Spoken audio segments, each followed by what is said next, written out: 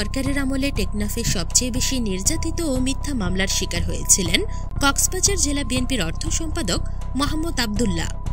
এখনও তার বিরুদ্ধে অপপ্রচার ও ষড়যন্ত্র থামেনি।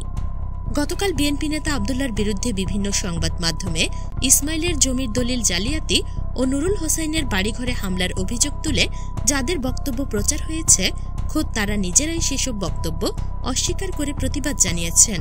সামাজিক যোগাযোগ মাধ্যমে মোহাম্মদ ইসমাইল নিজেই লিখেছেন, আমার নাম ব্যবহার করে আবদুল্লাহর বিরুদ্ধে যে সংবাদ প্রকাশিত হয়েছে তার সাথে আমার কোনো সম্পর্ক নাই। কোনো একটি পক্ষ তাদের স্বার্থে পুরনো একটি ঘটনা ব্যবহার করে রাজনৈতিক ফায়দা লুটের চেষ্টা করছে। আমি তার নিন্দা ও প্রতিবাদ জানাচ্ছি। আরেক বিবৃতিতে নুরুল হোসাইন বলেছেন, আমার বাড়িতে জেলা বিএনপির অর্থ সম্পাদক আবদুল্লাহর নেতৃত্বে যে হামলা হয়েছে বলে প্রচার হয়েছে তা সঠিক নয়।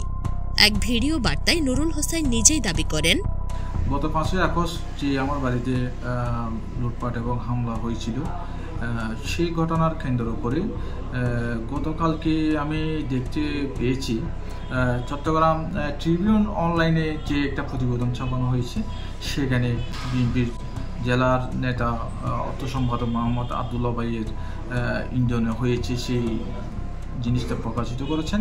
আসলে ঘটনাটা আসলে খুবই দুঃখজনক।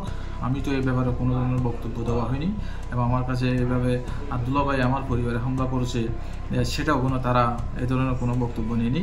আর আবদুল্লাহ ভাইয়ের পরিবারের সাথে এদিকে নিজের বিরুদ্ধে প্রচারিত সংবাদের প্রতিবাদ ও ব্যাখ্যা দিয়েছেন কক্সবাজার জেলা বিএনপির অর্থ সম্পাদক মোহাম্মদ আবদুল্লাহ। একটি ষড়যন্ত্রকারী মহল তার সুনাম ও ভাবমূর্তি ক্ষুণ্ণ করতে এবং তার জনপ্রিয়তা ঈর্ষান্বিত হয়ে মিথ্যা অপপ্রচারের মাধ্যমে জনগণকে বিভ্রান্ত করার চেষ্টা করছেন বলে দাবি করেন তিনি।